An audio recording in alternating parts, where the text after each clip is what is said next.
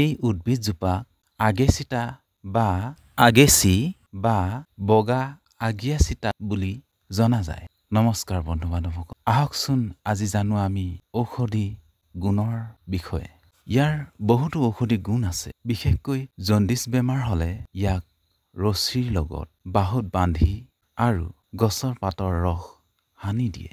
ঔষধিৰ ব্যৱহাৰ ক্ষেত্ৰত অন্তৰ সমস্যা, ডিচেণ্ট্ৰি, প্ৰদাহ, পাইলছ, ব্ৰংকাইটিছ, খজুৱতি, যকৃতৰ ৰোগ আদি বিভিন্ন চিকিৎসাত ব্যৱহাৰ কৰা হয়।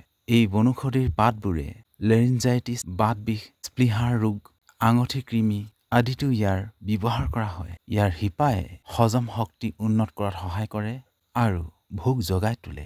ইয়াৰ শিপা শুকুৱাই লৈ পাউডাৰ কৰি 1 চামুচকৈ কুহুমীয়া গৰম পানীৰ সৈতে ৰাতিপুৱা 3 দিন ব্যৱহাৰ কৰক। এনে কৰিলে ভোক বাঢ়ে আৰু পাচনতন্ত্ৰ মজবুত হয়। কিন্তু গৰ্ভৱতী মহিলাৰ ক্ষেত্ৰত কেতিয়াও ব্যৱহাৰ নকৰিব। চৰ্ম ৰোগতো ইয়াক ব্যৱহাৰ কৰা হয়। শুকান কাহতো ইয়াক ব্যৱহাৰ কৰা হয়।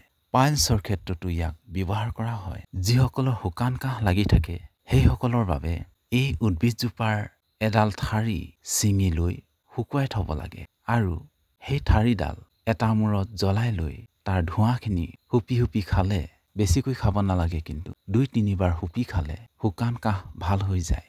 ইয়াক অন্যতম শক্তিশালী কামোত্তেজনা বৃদ্ধিকাৰী বনৌষধি হিচাপে গণ্য কৰা হয়। ইয়াক আমাৰ আচাৰ্যসকলে প্ৰাচীন কালৰে পৰা কেইবাটাও হজম সমস্যাৰ চিকিৎসাৰ বাবে ব্যৱহাৰ কৰি আহিছে।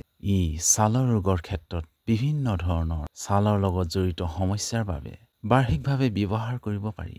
ইয়াৰ পাত পিচি পোনে পোনে ব্যৱহাৰ কৰিলেই সুফল পোৱা যায়। যকৃত আৰু হৃদযন্ত্ৰৰ বিকাৰৰ ক্ষেত্ৰত ইয়াৰ ভাল ফলাফল দেখা যায়। এই বনৌষধি তিতা সোৱাদযুক্ত ছালৰ বিভিন্ন সমস্যা আৰু অন্তৰৰ কৃমি নাশ কৰিবলৈ হ'লে আৰু ওজন হ্ৰাস কৰিবলৈ হ'লে এই উদ্ভিদজোপাৰ শুকুৱাই লৈ ইয়াৰ পাউডাৰ কৰি 1 পৰা 2 গ্ৰাম মাত্ৰাত লৈ কুহুমীয়া গৰম পানীৰ লগত ঘুলি দিনে এবাৰকৈ 1 গিলাচ সেৱন কৰিব লাগে।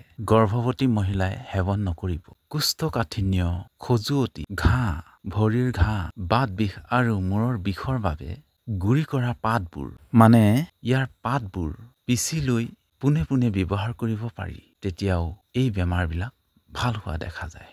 গুৰি কৰা শিপাৰ ছালৰ ফোঁহা সৃষ্টিকাৰী ৰোগ হ'লে ব্যৱহাৰ কৰিব পাৰে। অৰ্থাৎ ইয়াৰ শিপাবিলাক শুকুৱাই লৈ গুৰি কৰিব লাগে। তাৰ পাউডাৰ যদি ফোঁহা হোৱা স্থানত লগাই দিয়ে তেতিয়া সেই ফোঁহা ভাল হৈ যায়। ইয়াৰ নিয়মীয়া সেৱন কৰিলে বীৰ্যৰ দুৰ্বলতা দূৰ হয়। ইয়াৰ সেৱনৰ কথাটো পুনৰবাৰ কৈ দিয়া হৈছে। ইয়াৰ গাগছ আৰু শিপা পৃথক পৃথক ব্যৱহাৰ হয়। বন্ধুসকল, যদিহে এই ইনফৰমেশ্যনখিনি ভাল লাগিল তেন্তে শ্বেয়াৰ কৰি দিয়ে যেন। ধন্যবাদ।